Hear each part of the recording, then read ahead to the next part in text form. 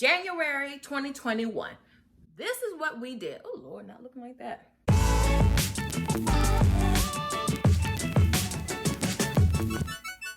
January 2021. This is what we did, or kind of did, or did. I'm letting y'all know. Y'all know I'm real and honest about my struggles and my successes, and I'm going to have a little bit of both. But in the end, I'm going to show you how I knocked it out. When I got knocked out, I got up and became a knockout. So we're going to have, that's my motto for me going forward this year, being a total knockout, a total life knockout. Let's see what happened in January 2021. Let's knock it out. Let's knock it out. Okay, let me take a sip. I'm drinking water. Actually, I'm lying. And I'm drinking a cayenne cleanse. Okay, so let's jump right into it. So for January 2021, this is what we did in math. My oldest son, my 8th grader, he's in Mr. D's Algebra 2 class, and I just finished yelling at him yesterday because he had 5 flags, meaning 5 assignments he had not done. So he was 5 assignments behind. So yesterday he spent all day getting caught up. So he is now, no, I think he might have one more flag. I'm gonna check after this video. But he is basically caught up in Algebra 2 with Mr. D online. That is an online math curriculum program. It can be online or you can do it by video. We do the online version. We really like Mr. D math. Okay, so that's math for my 8th grader. For my 6th grader and my 4th grader, they are doing Beast Academy online. They meet in class with a teacher twice a week for an hour each time. And then they have assignments or lessons that they do online that look similar to the Beast Academy online standalone program, which is not associated with, which is different from the Beast Academy class that's online. So I hope that wasn't confusing. So they do Beast Academy online twice a week, an hour each time with a teacher and a number of students. And my youngest student, you know, he's fine, trucking along, but my middle student, my 6th grader, he's over it now. He asked me the other day if he could go back to Singapore math, and so I will probably oblige him. He stuck it out. He's going to finish this semester, and then in the fall we'll probably go back to Singapore math. That's kind of his thing. He likes reading the comic books in Beast Academy, which really helps him to get the big overall picture for these mathematical concepts. But he was like, Mom, this is too much. I just want to just get this. My middle child is my get it done child. It's like, just get it done. And what's the minimum I need to do, Mom, to get it done? That's that child. Okay, so for math, Beast Academy, nothing's changed for this semester. It'll probably change in the fall. For reading, okay, this is a doozy. We're doing a lot. So y'all know I have 2 kinds of reading. I have my assigned novel unit studies, and then I have our leisure/read alouds, okay? So for our novel unit studies, my 4th grader is reading Tales of a 4th Grade Nothing by Judy Blume, a classic. I read it, I loved it. He's really enjoying it, and so that's going along just fine. He's actually been really working on that independently because I have the perfect novel unit study guide by the Book Umbrella. I'm doing a video just on the Book Umbrella because if you want to start fostering independence with your children, that's a good starting off point for literature. For my 6th grader, he's reading Because of Mr. Terrupt. He loves this book. I love this book too. And he's on book 1, which is a 5th grade class, and he's in 6th grade. So now he's like, Mom, I gotta get the other 2 books. Now you know you got a winner when your kid's like, are there more books to this series? I'm like, why, yes, son. Hold on, I dropped it. There is. So I quickly ran to Amazon and ordered the book 2 and book 3, Mr. Tourette. And this is by Rob Buyea. Anyway, I'm gonna do a review on this because this is, y'all can't see it. There we go. Anyway, I'll leave a link down below. It's hard to see things with the ring. So that's his assigned reading, his novel unit study guide. And then my 8th grader, for some reason, he never finished his work with Fahrenheit 451. And so we're finishing that, although he read it like a long time ago. But The Packet by Stacey Lloyd, I love her literature guides for high school, guys. I did a review on her. It'll be up here somewhere. Check that out. She's amazing. I wish she would do things for middle school and elementary school, but he's finishing up Fahrenheit 451. And then we did not, although we did not do a study guide on A Brave New World by Aldous Huxley. So we'll be doing that afterward. And then we'll be moving on to H.G. Wells, because they kind of got a little taste of H.G. Wells and they're like chomping at the bit to read about that. Oh, and then, so that's the assigned reading. And then for our read aloud, we finished The Prince of Thieves by Alexander Dumas. And then I read, oh my gosh, I should have brought the books here. You know what? I need to make a separate video on what we're reading like this month. But I read, we read Robin Hood. We're into the Knights. Oh, Lord, is right here. So we started on The Acts of King Arthur by John Steinbeck.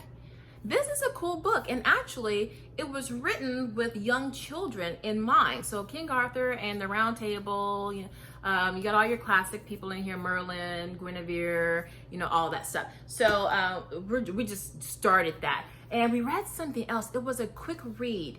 We do so much reading. We also read a lot of This Week magazines. And if you check one of my videos, I talk about what's in our morning basket or cart. That's one of them. So we're always reading something. Okay, so that's reading. For writing, we're still using writing and rhetoric. Love it, love it. I find that my fourth grader who struggled last year with it, he's in a rhythm. He's got it. He's got it. Oh my gosh. Was it worth the drama and the tears and the pain of like pulling the book out and watching him go through the Black Swan dance? Heck yeah, because my son is flourishing. So I love, love, love writing and rhetoric. Sixth grader, y'all don't look at the kitchen. That kitchen, we finished doing science. It's a colossal mess back there. I'm gonna talk like this. Okay. My sixth grader, he is, he's doing fine. He's book 4. No. FYI, I don't care for book 4, the Kreia.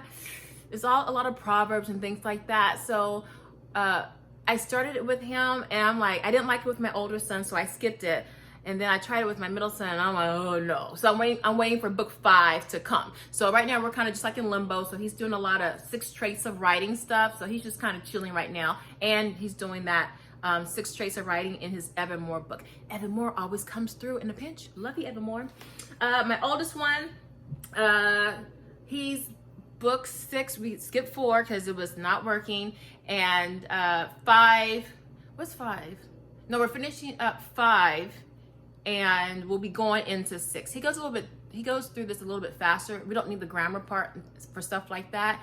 And then I'm going to be changing up his writing a bit, because I have some other things that I want him to do. And I have a writing background. So I want to, it's almost like cross training. So I kind of want to give him some other things to kind of make writing and rhetoric really pop with him and sizzle. So that's another story, another video. Okay, so that's writing.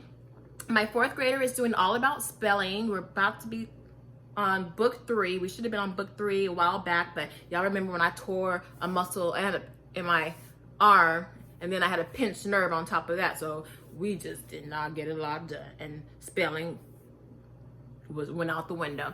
So I'm liking that. He's really, it's a phonics-based spelling program, and I see how his confidence with attacking big words.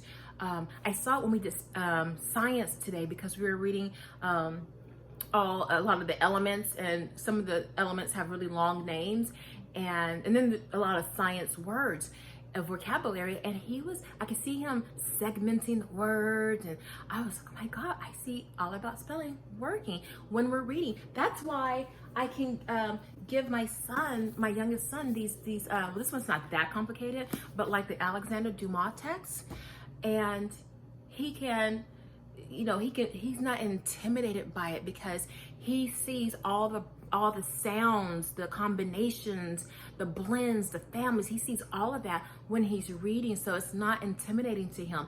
So all about spelling, I'll have a video on that, y'all. I need to do a video a day. So that has been great. I love all about spelling. Y'all know 2 years ago I was like, now. Okay, so grammar. So for grammar, my oldest one, he doesn't do grammar anymore. My youngest two, they are using Michael Clay Thompson. And for those of you who remember from my previous video, I talked about combining Michael Clay Thompson's Grammar Island or Grammar Town with Well-Ordered Language by Classical Academic Press. So I'm combining the two curriculum, and the reason why I'm doing that is because my MCT, Michael Clay Thompson, I love the story approach. I just wanted more application.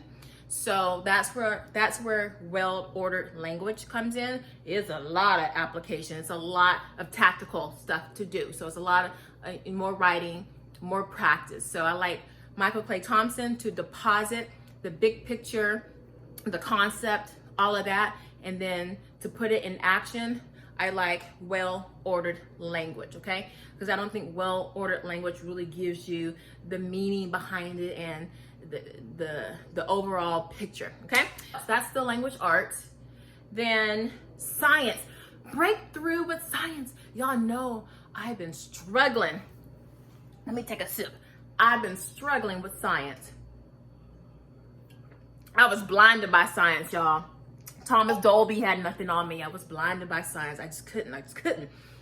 So we finally got our lick. We are using Ellen McHenry's The Elements. Come to find out, my oldest son actually used it 3 years ago or 4 years ago, and I forgot about it.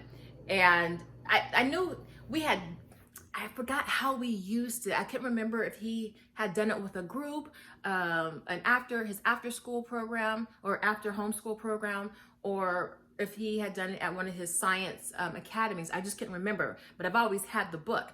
So my kids love it. Very hands-on. The writing is very conversational. It's funny. They'll be at that table doing 5 activities in a day if I would let them. So that's a major win. The downside to that is that it's not like you're not doing any laboratory notebook taking skills. You don't have any experience doing any of that. And I don't care right now because they're not in high school. I just want the exposure, the excitement, and all of that. So that's for science. We are loving the elements. It's a short curriculum. It's 78 pages of the actual text, and then the rest are like, additional things to do for things within the text.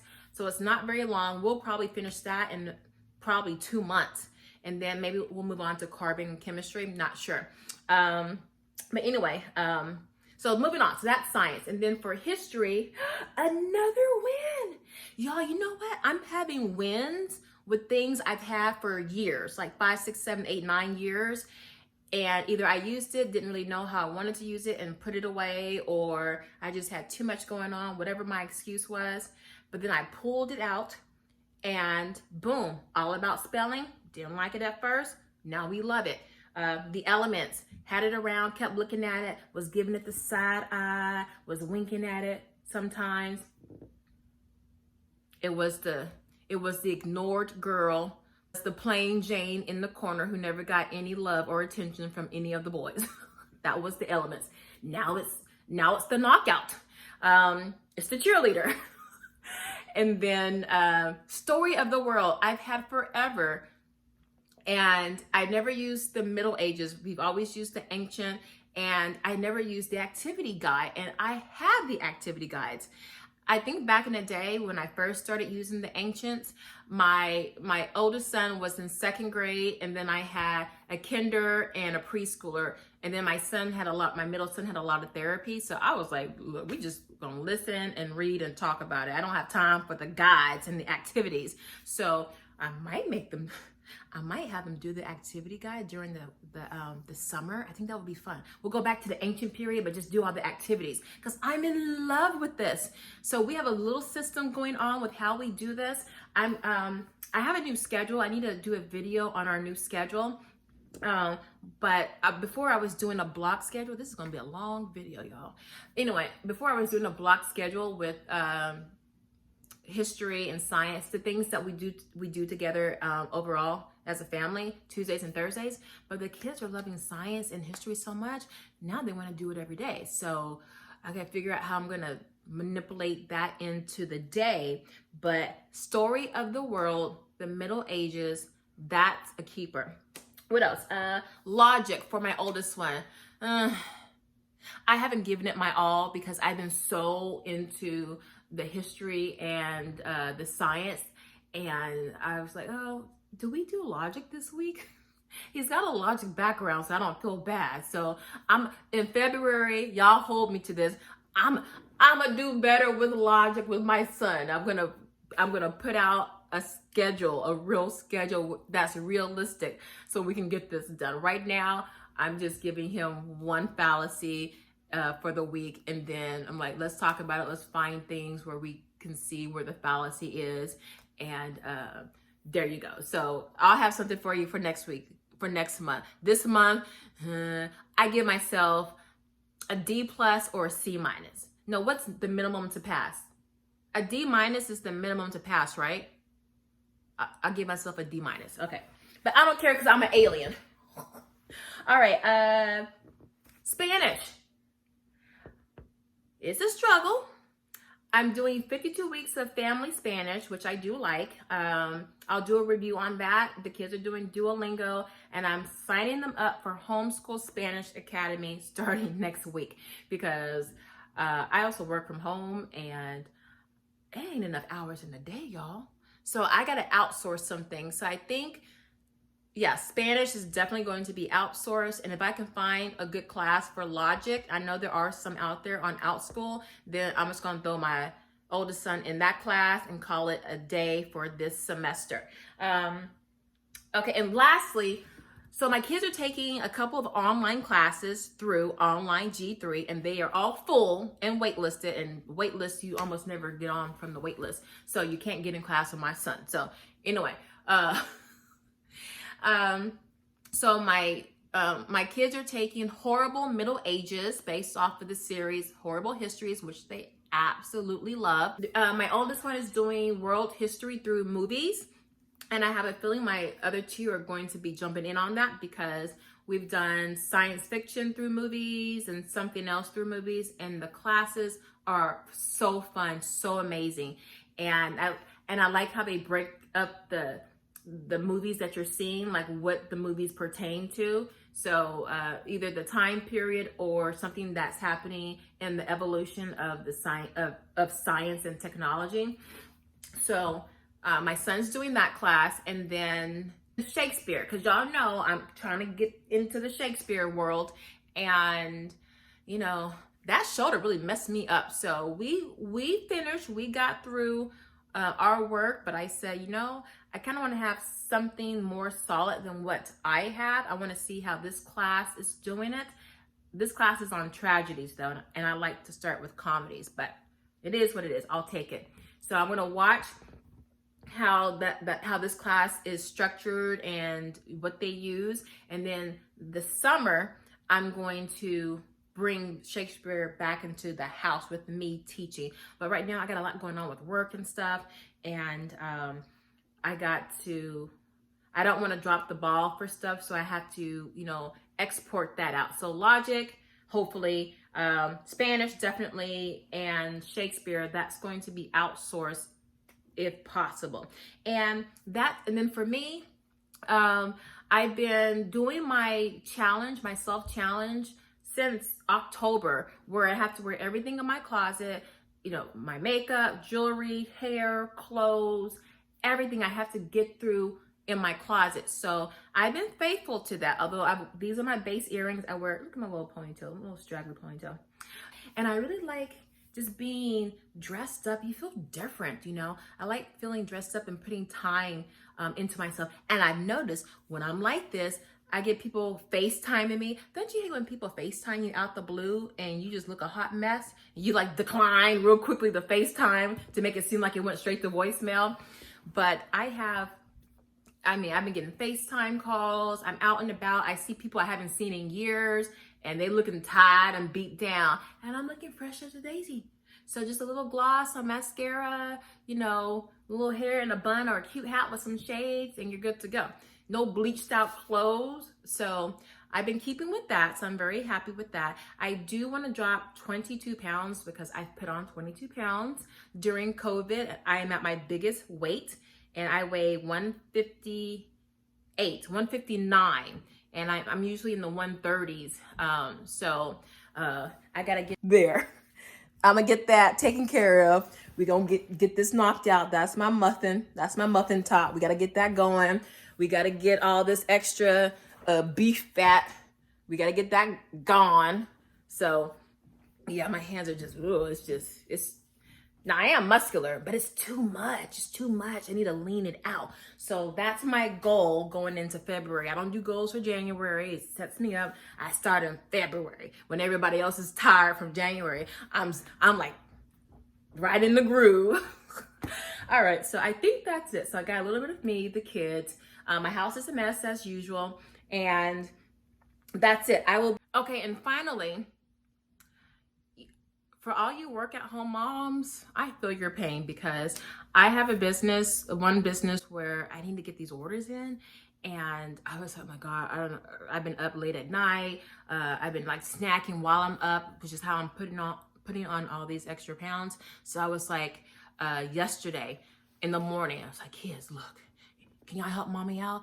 If we can get done with homeschooling by 1, exactly at 1, I'll buy y'all a plush. And I never bribed my kids like that, but I was just so tired and I need to get work done. And, you know, I have things that I'm working on for you guys.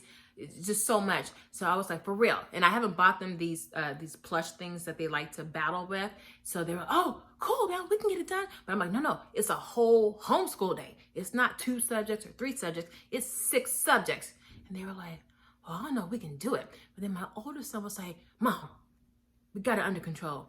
You'll be working at 1 o'clock. I'm like, that's right, baby. That's have confidence in yourself and in your mom. So we did reading, writing, math, science. We didn't do history, science. We did all the majors plus science. And then my youngest one did spelling and grammar. And then my middle son, he did his grammar. And then my oldest son, the one who has the 5 flags and Mr. D, he got all those flags done. 12:57, 1257, they were done with everything. And I was like, see, y'all, I don't care. I'm like, look, I don't mind, I don't mind bribing. It just brings out the best in kids. It brings out the best in people sometimes.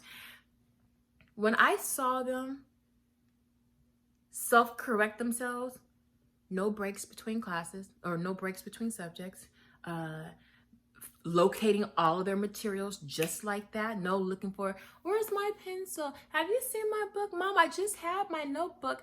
They had all of their stuff. They had all their writing instruments. If they needed, you know, additional things to do something, they had it or they found it really quickly. They didn't take long breaks. Some of them, they didn't even take breaks between subjects. They weren't horsing around, playing around. Like when we do stuff together, like history and science, you know, it's a lot of joking and, you know, being a clown, you know, it prolongs the lesson. They didn't do none of that. And I'm like, oh, in the back of my mind, first I was like, oh, thank you guys. You love mommy. I appreciate your support and your love. And then in the back of my mind, I was like, oh, so y'all can do this, huh? Well, we just gonna have to repeat this again. And we're gonna have lots of encore sessions of this. They just don't know. So anyway, so that's been our week. That's been our month for January. So that's it. I hope that helps you to know that there are moms, homeschool moms out here in these streets who don't have it all together all the time. We have struggles and mistakes and all kinds of stuff, but we're just not gonna quit, okay? We're gonna knock it out one way or the other. That is for sure. That's how I knocked things out in January. I had some misses and I had some successes, okay? So whatever you do, just don't quit. Just try to be a knockout, okay? Just knock that out. The easiest way to be a knockout is to just get started, do something, and then you can course correct along the way. But just knock it out, okay? Just knock it out. Just be knockouts about it, okay? That's my theme. That's my motto for this year. For me, for me, I have a family thing, self-reliance, but for me personally, it's about being a total knockout, okay? So I didn't knock it out with the logic and the Spanish. Trust and believe. I'm gonna be on that to knock it out in February, okay? Trust and believe. And for me, knocking it out, I have about 20 brioche rolls of fat right here, and I got about 3 pounds of chocolate chip cookie dough, Ben & Jerry's ice cream, the non-dairy version. I just got it all of that Cheesecake Factory from my birthday. I got all that, but I'm gonna knock it out. I'm gonna knock it out some way, shape, or form. So let's be total knockouts. That's my theme going forward. Love you guys. Bye-bye.